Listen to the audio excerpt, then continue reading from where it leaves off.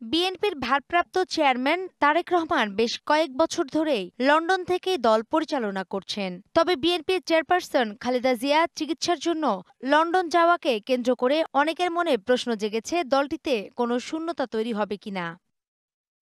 তবে পরিবেশ পরিস্থিতি আর সাম্প্রদায়িক রাজনৈতিক প্রেক্ষাপটে খালেদা জিয়ার ফেরা না ফেরা নিয়ে এরই মধ্যে আলোচনার ডালপালা মেলতে শুরু করেছে। এত সব সমীকরণ এক কথায় উড়িয়ে দিয়েছেন দলের নেতাকর্মীরা। চিকিৎসা নিয়ে সুস্থ হয়ে বেগম খালেদা জিয়া দেশে ফিরবেন এবং দেশের গণতন্ত্রের অগ্রযাত্রাকে এগিয়ে নেওয়ার নেতৃত্ব দেবেন, এমনটাই মনে করেন দলটির সিনিয়র নেতাদের কেউ কেউ। শেখ হাসিনার পতনের পেছনে মূল নেতৃত্ব তো উনি দিয়েছেন আজকে বহু বছর ধরে, পুরো দলকে সংগঠিত করেছেন, উজ্জীবিত করেছেন। -2 নিয়ে কে ভাবলো না, সেগুলোতে বিএনপির কিছু আসে যায় না।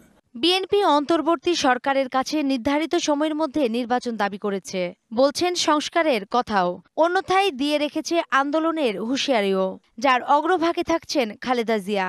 এমন বাস্তবতায় শুধু দলের নয়, রাজনৈতিক মাঠে খালেদা জিয়ার কোনো শূন্যতা নেই, এমনটি মনে করছেন সমমনা রাজনৈতিক দলগুলো।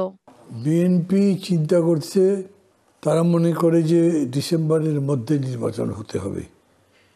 এই দাবি আদায়ের লক্ষ্যে তারা রাজপথে নামতে চায়, আন্দোলনে নামতে চায়। বিশ্লেষক ও ঢাকা বিশ্ববিদ্যালয়ের শিক্ষক কাজী মাহবুবুর রহমান অবশ্য বলছেন, দ্রুত নির্বাচন দাবি করায় সরকার ঘনিষ্ঠ অনেকে বিএনপির সমালোচনা করছেন। সেক্ষেত্রে খালেদা জিয়ার বিদেশ যাত্রায় মাথাচাড়া দিয়ে উঠতে পারে তৃতীয় কোনো শক্তি। বিএনপির সাথে সরকারের কোনো, আমি মনে করি না গ্যাপ বিএনপিও করছে না, সরকারও করছে না। সুতরাং সরকারেরও এই ধরনের সিদ্ধান্ত না ঠিক হবে না যে বিএনপিকে বাইরে রাখি, বিএনপিরও এই ধরনের সিদ্ধান্ত নেওয়া হবে না যে সরকারকে অসহযোগিতা করি। মঙ্গলবার রাতে ঢাকা ছেড়ে বুধবার বিকেল ৩টায় লন্ডনে পৌঁছেছেন বিএনপির চেয়ারপারসন বেগম খালেদা জিয়া। বিমানবন্দর থেকে স্থানীয় লন্ডন ক্লিনিকে ভর্তি হয়ে চিকিৎসা নিচ্ছেন তিনি। নূপুর মাহমুদ, ডিবিসি নিউজ, ঢাকা। ফাহমি গোলন্দাজ বাবেল ময়মনসিংহ 10 আসনের 3 বারের সংসদ সদস্য। তার বাবা আলতাফ গোলন্দাজও ছিলেন এই আসনের 3 বারের সংসদ সদস্য। এলাকায় তিনি পরিচিত ছিলেন গডফাদার হিসেবে। বাপকা বেটা ফাহমিও হেঁটেছেন একই পথে। সামাজিক যোগাযোগ মাধ্যমে নিজেকে মানবতার ফেরিওয়ালা হিসেবে জাহির করতেন ফাহমি গোলন্দাজ। তবে স্থানীয়দের অভিযোগ, বাস্তবে তিনি ছিলেন সম্পূর্ণ উল্টো, ভয়ঙ্কর এক চরিত্র। 2009 সালে উপজেলা চেয়ারম্যান নির্বাচিত হন। 14তে এমপি হওয়ার পর শুরু হয় ফাহমি গোলন্দাজের বেপরোয়া শাসন। 18তে দ্বিতীয়বার এমপি হওয়ার পর হয়ে ওঠেন আরও অপ্রতিরুদ্ধ। নিরঙ্কুশ আধিপত্য প্রতিষ্ঠায় এলাকা ছাড়া করেন বিএনপির অসংখ্য নেতাকর্মীকে। আওয়ামী লীগে যোগ না দেয়ায় নির্যাতনের শিকার হতে হয়েছে একাধিক জনপ্রতিনিধিকে। বিএনপি করার অপরাধে সোলাইশা মৌজায় 6% সম্পত্তি সে দখল করে, দিঘি ভরাট করে। 2011 সালে আমি চেয়ারম্যান নির্বাচিত হই। প্রপোজাল দিছে তার দলে যোগ দেওয়ার জন্য। আমি যোগদান না দেওয়ার অপরাধে আমাকে উপজেলা চত্বরে ফেলায় শারীরিক নির্যাতন করছে, মারছে। ফাহমির সঙ্গে ভিন্নমত পোষণকারী আওয়ামী লীগ নেতাকর্মীরাও থাকতে পারেননি এলাকায়। তার অত্যাচারের ধরনটা হইল, তার বাহিনী ধরে যে হাত কেটে ফেলতো, হাত কেটে ফেলতো, মানুষ হত্যা করতো। প্রায় 5-6টা গফরগাঁও দিনে দুপুরে সে হত্যা করছে। গফরগাঁওয়ে দখল, চাঁদাবাজি, টেন্ডারবাজি ও অবৈধ বালু ব্যবসায় ফাহমির ছিল একক নিয়ন্ত্রণ। 2019 সালে বিআইডব্লিউটি এর অধীনে ব্রহ্মপুত্র নদ খনন শুরু হলে প্রায় 40 কিলোমিটার অংশের অবৈধ বালু বাণিজ্য নেন নিজের নিয়ন্ত্রণে। নির্বিচারে বালু তোলায় নষ্ট হয়েছে অসংখ্য কৃষকের ফসলি জমি।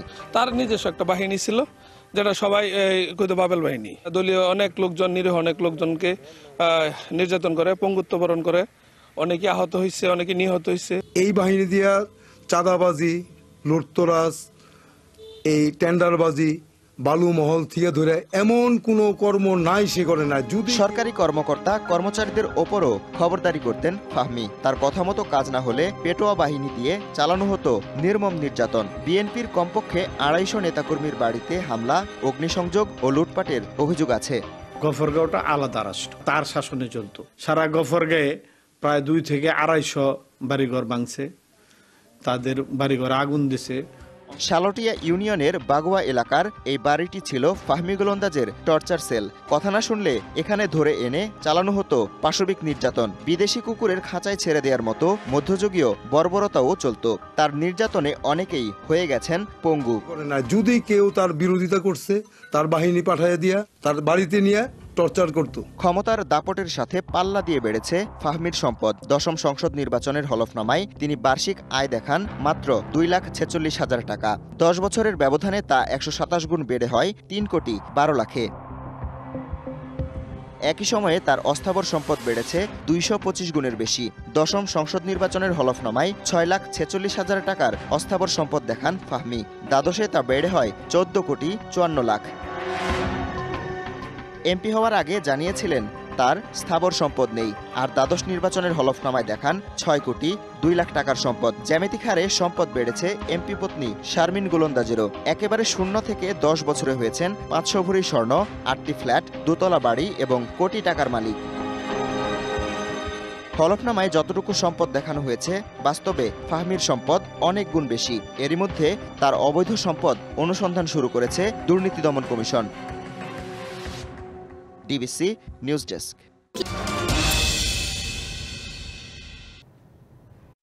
6 দিনের ঢাকা সফরে প্রধান উপদেষ্টার সঙ্গে সাক্ষাৎ করেন বাংলাদেশি বংশোদ্ভূত ব্রিটিশ লেবার পার্টির এমপি রূপা হক। এছাড়াও ব্যবসায়ী নেতাদের আয়োজনে এক অনুষ্ঠানেও অংশ নেন তিনি। জুলাই আন্দোলন নিয়ে এই এমপির ব্রিটিশ পার্লামেন্টে বক্তব্য নজরে এসেছিল বিশ্ববাসীর।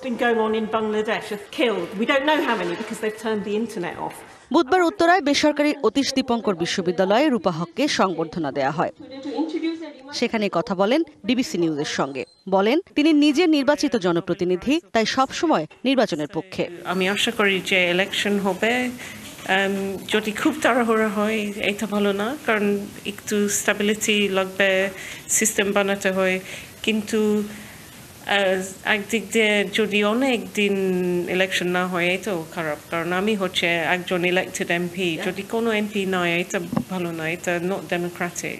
বাংলাদেশের অর্থনীতির চাকা ঘোরাতে যুক্তরাজ্যের সঙ্গে মুক্ত বাণিজ্য অর্থনীতির কথাও বলেন তিনি। After Brexit, the hope is to have a free trade agreement. বৃহস্পতিবার সকালে দেশে ফেরার কথা বাংলাদেশি বংশোদ্ভূত ব্রিটিশ এমপি রূপা হকের। ইশরাত জাহান উর্মি, ডিবিসি নিউজ, ঢাকা।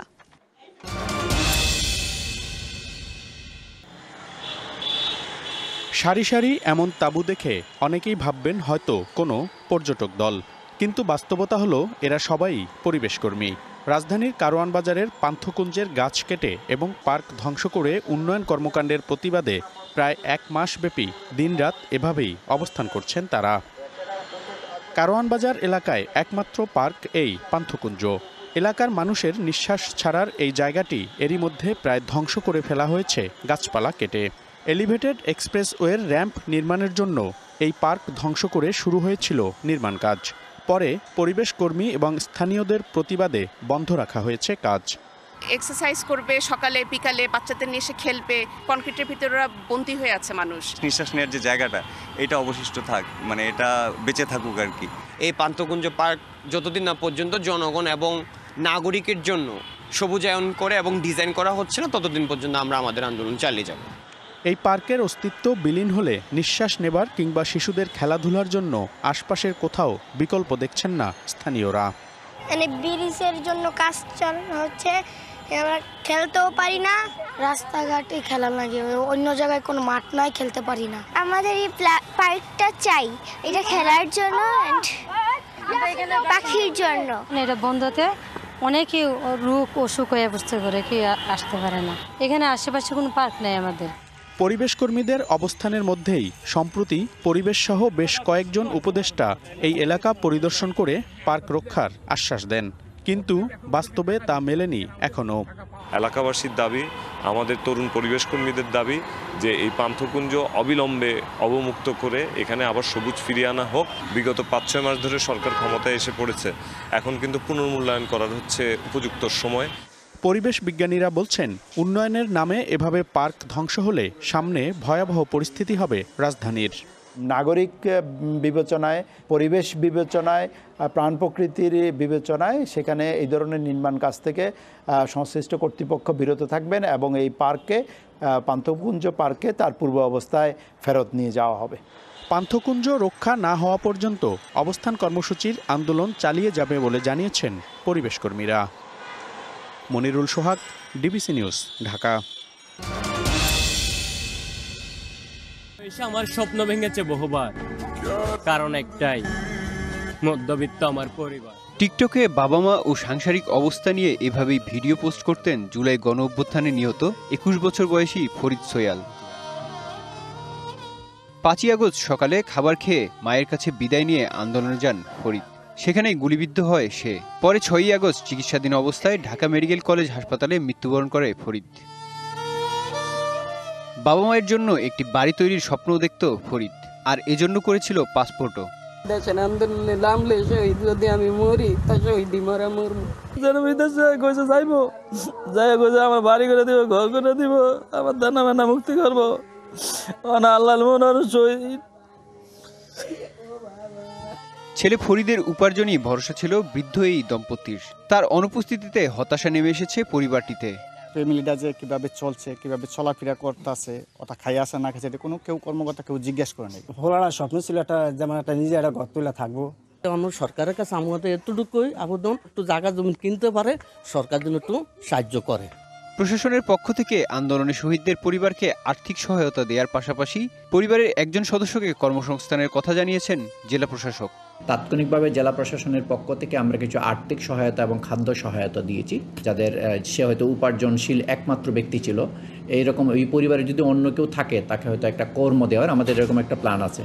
নিহত ফরিদের স্বপ্ন পূরণে বাবা মায়ের জন্য একটি বাড়ি নির্মাণে সহায়তার প্রত্যাশা স্থানীয়দের। DBC news desk.